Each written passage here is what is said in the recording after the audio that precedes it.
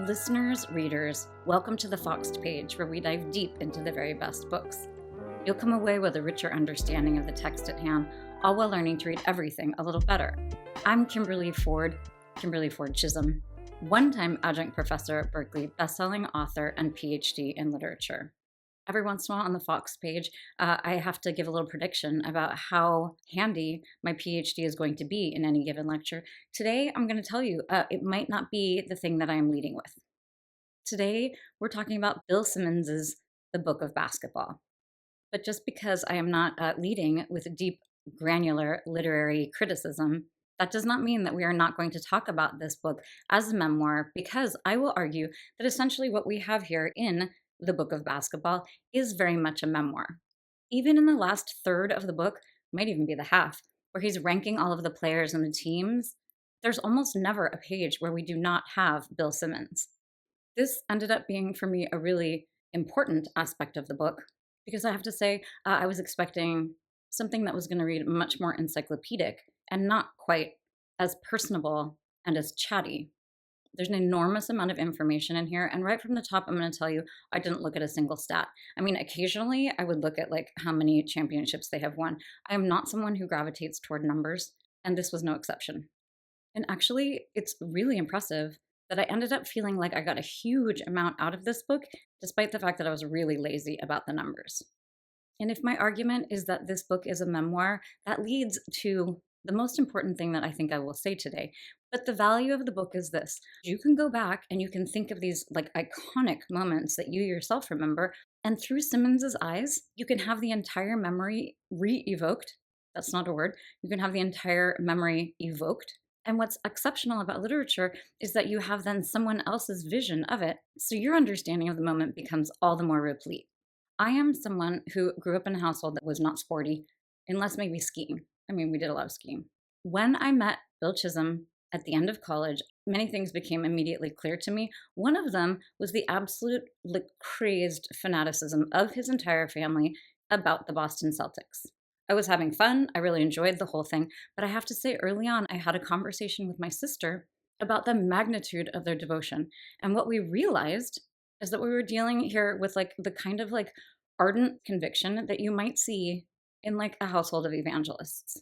So I was very happy to get onto the Celtics train, but it was very clear from the start that I had some really large deficits of information. And I just always accepted that those deficits were going to remain. There was no way that I was going to be able to understand how a certain game in 1976 felt when Bill, for example, was 7 years old. And what I will say about this book, I was almost just going to say that it was some sort of Bible, but I'm not, in fact, going to compare it to a Bible, because honestly, we're going to get to the hubris in the title and in the cover of the book. And I'm going to hold it up for you. If you're on the YouTube right now, you can see that this book is already flirting with a little bit of like Biblehood, in the sense that we have, that very famous Michelangelo Sistine Chapel thing where Adam is touching the finger of God. We have that reflected here. It's also very clever, obviously, because you've got the spinning basketball. But I don't think I need to actually elevate this book to the level of the Bible. But what it did for me as someone who was not particularly fanatic and someone who really had some deficits was invite me in through some really deft prose, some well-developed characters, and some really well-chosen details into a world that suddenly became much more real. I don't know if anything really exciting happened in 1976, which there I'm admitting one of these deficits. But if there were one of those huge moments, this book actually allowed me a small glimpse through the magic of words on the printed page. It allowed me a much better sense of what that moment might have felt like. But I also would recommend a real immersion in order to relive these moments that are always being bandied about in any sort of conversation about basketball. One of the reasons why this book has been so helpful is because of those conversations. If I became a basketball fan in 1991, each one of the 3 children that Bill and I have were definitely born into it in the way that he was. And I have to say, there's no better way to become an ardent fan than seeing the whole thing through the eyes of your child. Although I will say that when we were young and had small children and Bill was traveling constantly, that there always came a moment with one of the kids, who was always around kindergarten, where they would have that season where they finally really locked into the team. And invariably, we would come to some playoff game, and that is when they might be eliminated. And in fact, if the team lost and was eliminated and the basketball season came to a screeching halt, it was shattering. And I have to say, it both galvanized my fandom, but also really was a little bit annoying because Bill would be gone and I would have a 7-year-old or a 6-year-old or a 5-year-old who was completely devastated and did not believe me when I said there's always another game, there's always another season. I never really said like there'll always be another playoff, partially because I was a bit superstitious about the whole thing. Also, because I thought maybe that nuance might be lost on my child, which actually I was probably underestimating them. I'm sure that they understood, even at 5, the importance of a playoff run. So now we're going to dive in a little more to the traditional Fox Page lecture. We always begin with this question, why read this book? And in my case, this is maybe the most specific reading assignment I have ever set for myself. The reason we are reading this book, and this is maybe obvious to some of you, is that our family recently became part of the ownership group of the Boston Celtics. I had given this book to Bill in 2008 when it came out in hardback. We also had a paperback copy, thank God. And never did it seem more important to really dive in and understand not only basketball, but this team. And we're going to treat the memoir today exactly like any other book, in that the lecture is going to depend on some very close reading. If you are here at the Foxed Page, as many of you are, to become a better reader, and I resist that. I don't think anyone needs to become a better reader in any sense. But if you are here because you want to learn to read a bit more richly, then the most important piece of advice I will give you is to just slow down. And always, we slow right down and we take a look at the title. The title of this book, when you think about it for more than like 1 second, is perhaps an extension of the hubris of the cover of this book. The title itself is very bold. This is literally the book of basketball. This is not a Boston fans book of basketball. This is not Bill Simmons' book of basketball. Because we have the definite article, because it is singular, the title is claiming to be the only one. It is claiming to be essentially the only book of basketball. I also really enjoyed the confidence of the subtitle, because we have the book of basketball, colon, essentially. There's no colon on the cover, but there would be if you were to do bibliography. We have the book of basketball, colon, the NBA according to the sports guy. So if you take one step back and think about the sports guy, it speaks to perhaps even more of a sense of complete understanding, not just of basketball, but of all sports in general. So this book is promising to encompass the entire world of basketball. The NBA maybe narrows it down a tiny bit, but not really. And frankly, I like a lot of confidence in my author, certainly when we are talking about a memoir. I can also say that the size of the book, for me, was a really important backing of the claim. I love a long book. There are those times when you really just want to dig into something long. And I have to imagine there are a lot of you out there who are thinking there's no way that I actually read the whole book. And I'm going to tell you right now how I can prove to you that I actually read the whole book. In my copy of the book of basketball, I got to page 656, which was right when Simmons was talking about the '01 Lakers. And suddenly, just like right in the middle of, actually, it was a table of numbers, which I was not reading very carefully. Suddenly, we had the bibliography. I did go back and look at those numbers a little more carefully. I was like, maybe somehow he's like summing up the whole entire thing here, and then we're going to jump right to the bibliography. But I looked at the numbers, and they all seemed pretty, specific to the Lakers. And I was like, wait, how is this the ending of the book? So I thumbed through the bibliography and the index and found that right after those 2 appendices, we went right back into the text. So this kind of misprint is actually not that uncommon. But what I will say is that I was kind of sure that maybe this is a test. This is a test that Bill Simmons has set for us. Because if you have a misprint like this and you meet the author, you would definitely mention the fact that there was a misprint. At least I would. I will admit that once we got to the part where he was ranking the players and he was ranking the teams, I was skimming. I was really reading up carefully on the legendary characters from way, way back in the day, from the 40s, 50s, and 60s. And then I was reading the people who are very close to my heart, namely those guys on the '08 team. But this brings me to an important point. And this is a point that I made with Anna Karenina and got like some really serious shade for it. I do not believe you have to finish a book. I do not believe you have to read every page of a book. It actually drives me insane when people are like, oh my God, I hated that book, but I just like had to finish. I made myself finish it. I'm like, you know what? You should not be doing that.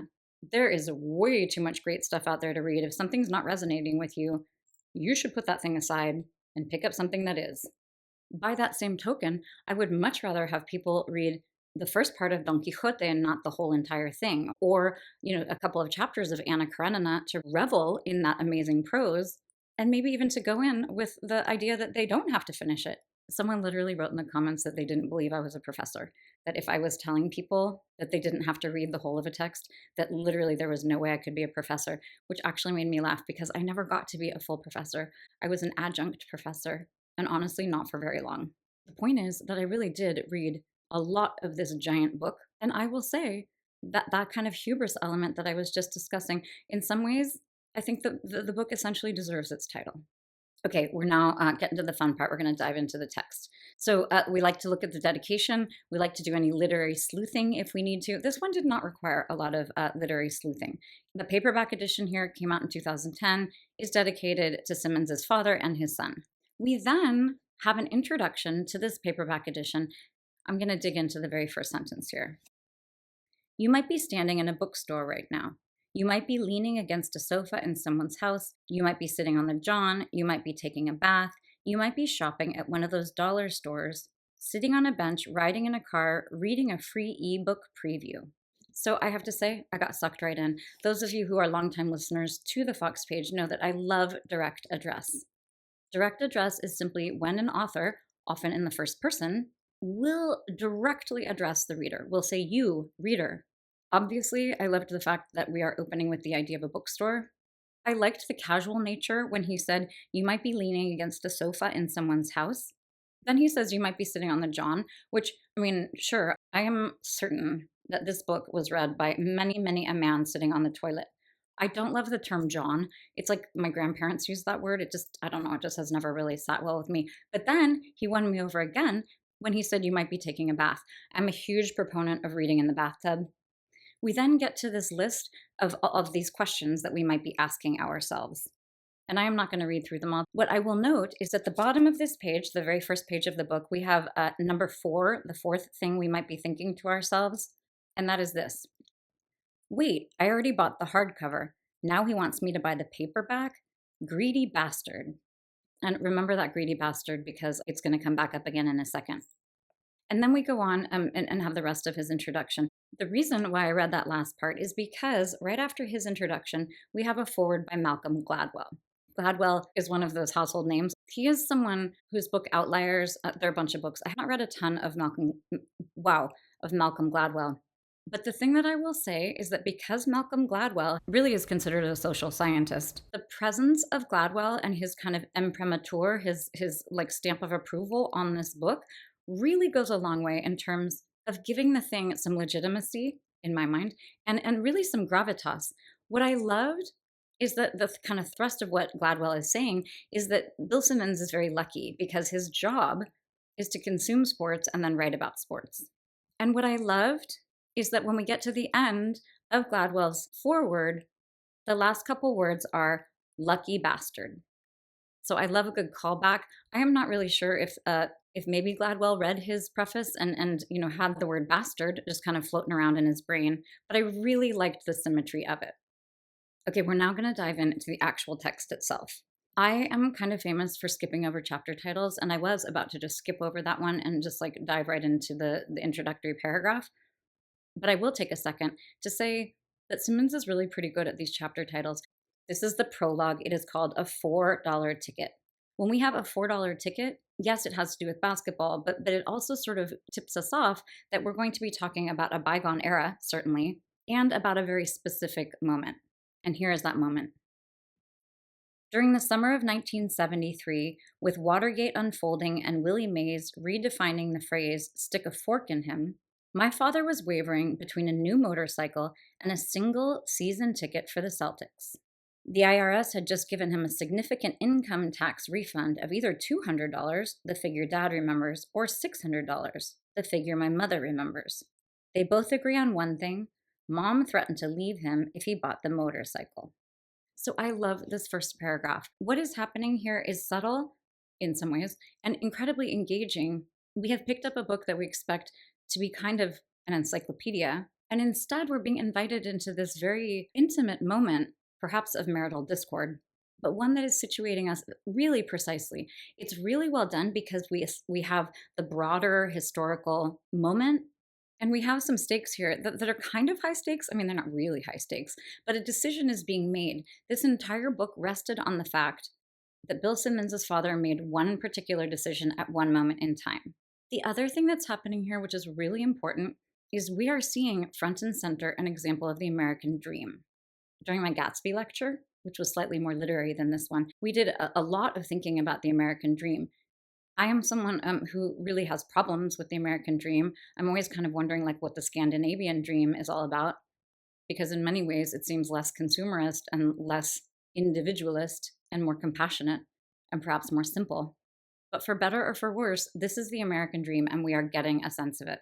I will also tell you on a more personal note that it was very interesting for me the fact that Bill Simmons and Bill Chisholm have the same first name.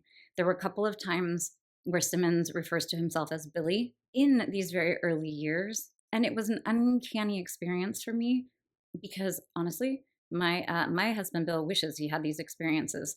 My husband Bill, not to make this too personal, but his household situation was such that once a year he got to go to the Celtics game, usually on his birthday, and had those seats, which I can't even quite, I mean, I can't imagine this, but it seems kind of crazy. The seats where you're right behind like a pole. So you have kind of an obstructed view of the whole thing.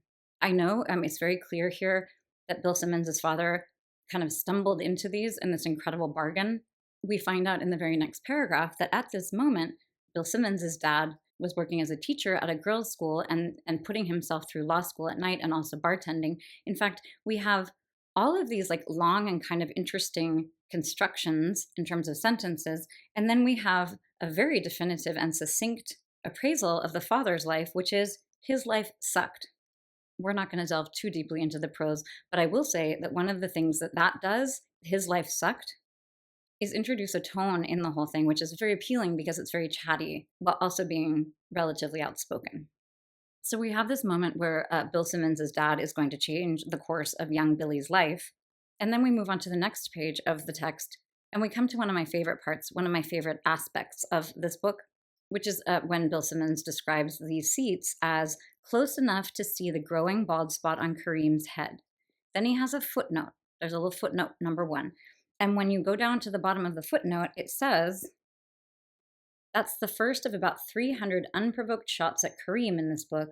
Just warning you, Kareem was a ninny. So when I read that, what I wanted it to say is that's the first of about 300 unprovoked footnotes. I am a total sucker for a footnote.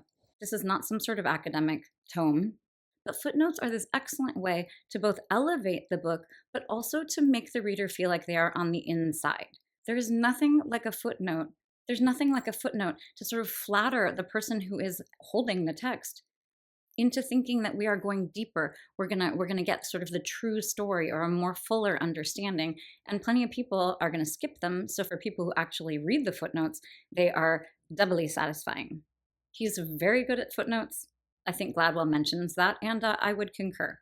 But what's amazing about a first-person narration like this, and one that is so personable, one that begins in childhood and moves through adolescence, is that there are lots and lots of opportunities for you to have those uncanny moments of remembering different things that were happening, whether they were in basketball or in popular culture.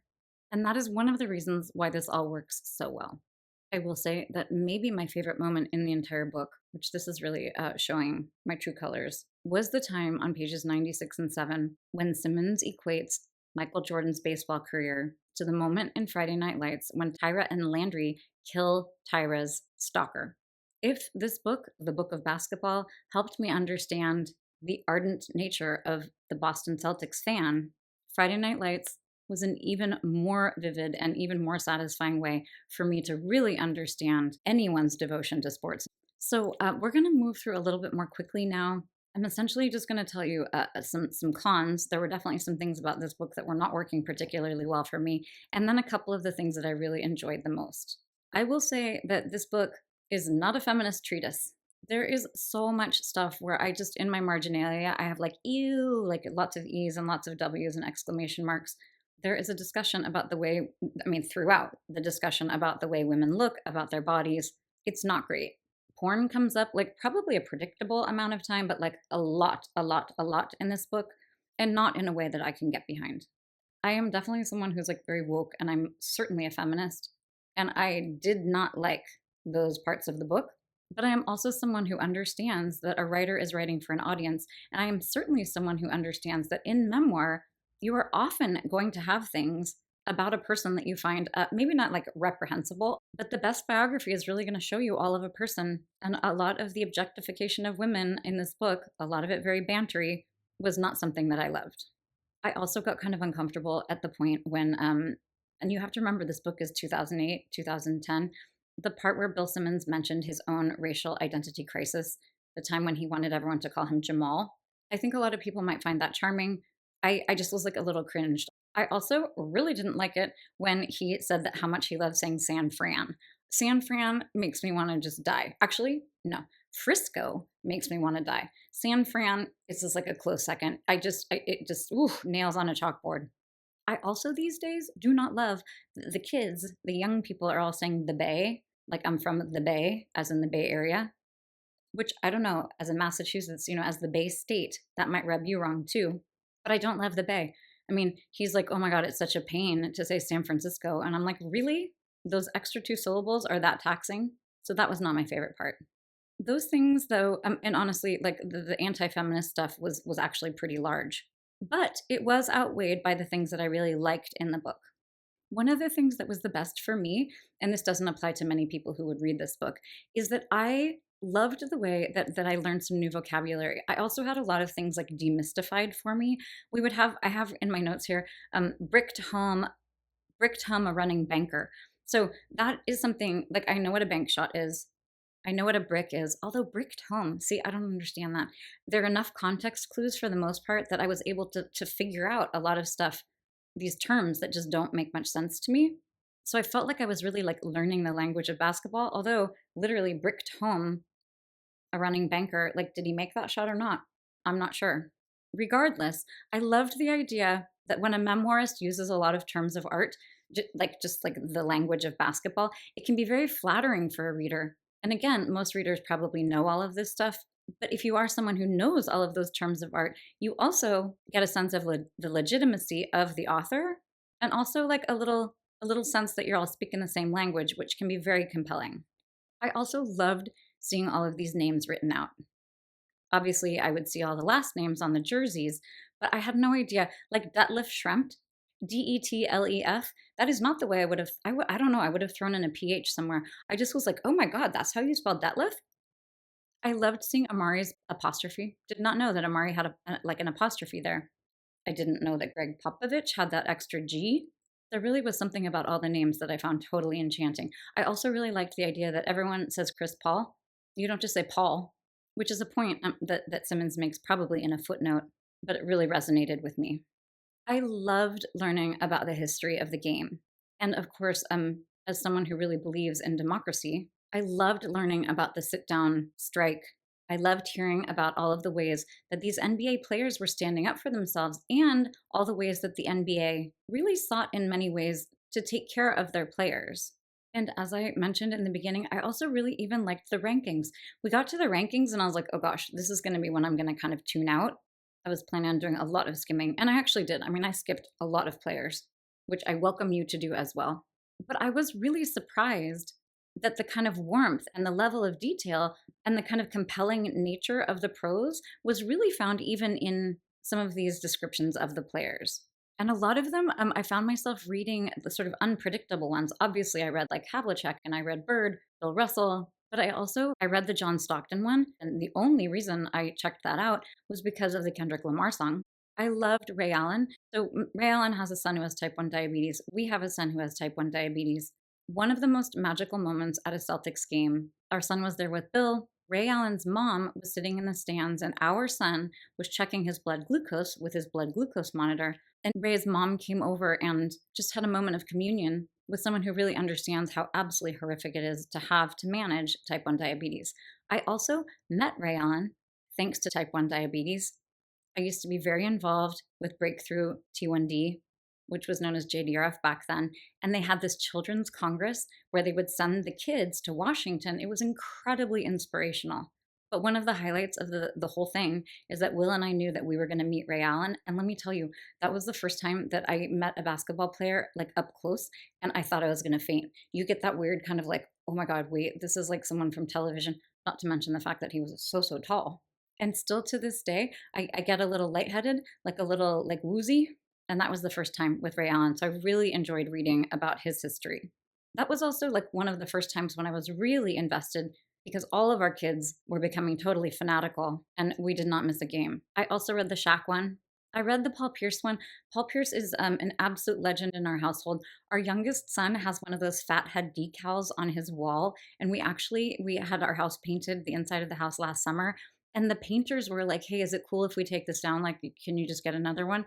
And I like was shook because obviously I could not get another one. That thing is like 15 years old and they literally had to paint around it. My other maybe favorite moment of televised basketball, I could not get over this. I still can't get over it, was when Ron Artest, during some sort of post game, it was like a very big game because it was a very heightened kind of interview. The interviewer came over and wanted to talk to him about the game. And the first thing he said is like, hold on, the first thing I have to do here is thank my psychiatrist. I am someone who is a huge proponent of being upfront about whatever help you're getting, whatever medications you're taking. And I just was like, oh my God, Artest just like really took one giant step forward for normalizing any sort of psychopharmacology. But what I was going to say is that this is a good time to talk about KG. So Kevin Garnett is one of my absolute favorite players. And what this book did in reading like the ranking of him later in the triangle, this is so bad. I can't remember if he's in the Pantheon. I don't know. I also don't have a great memory. You guys all know that a lot of this information is going to be lost. But what's not going to be lost is the feeling that I have about some of these people. What happened in the section about Kevin Garnett is that Bill Simmons explained to me why it is that I love that man so much. He talked about him as the spiritual leader of the team. He talked about how he brought up all those youngsters. I think I said to my family, I'm like, I think it was like Rondo and Avery Bradley. And then I was like, were they even on the team at the same time? They did actually confirm that. Simmons also said something about how KG did something nice for like beleaguered Doc Rivers. These are the kinds of things that will stick in my mind. But the real gift of this book is that a lot of the ways that you feel about certain people can be even deepened and even explained to you in a way that I found incredibly satisfying. So the last thing and the place where we will end is the emphasis that Bill Simmons put on the secret. I am going to say that in some darker moments, my husband Bill has been like, if I keel over, like it's you, like it's in your lap, which I totally laugh about that because I'm like, that would be a hot potato, man. I'd be handing that off to someone lickety split. But I literally said to him the other day, I was like, now I think I could do it. I think I could do it. Bill Simmons explained to me the secret, and now I think I could do it. Honestly, just then I had the impulse to not tell you what Bill Simmons claims is the secret to successful basketball. But that would be so mean. That would be so mean if you had to then go figure out what the secret was. And now I'm actually really worried that I'm not going to get this right. What I will say is that the secret was so compelling. The secret, as you might have guessed, is that team always has to come over players. Players have to be realistic about who they are. They have to like their role on the team. They have to be entirely and completely about winning and putting their team in the best position to win. I'm not actually someone who's that competitive, so actually I don't think I could do this thing. But it absolutely rang so true to me, this idea that team must come over individual. And I loved that so much of the book was really spent in thinking through all of the nuance of the secret. So that seems like a pretty good place to stop. I imagine that a lot of you are new people to the Foxed page. The book of basketball is not kind of our normal fare. If you have made it all the way to the end of this podcast, or if you are at the end of the YouTube lecture, I want to thank you for sticking with me and really just want to thank you for tuning in the first place.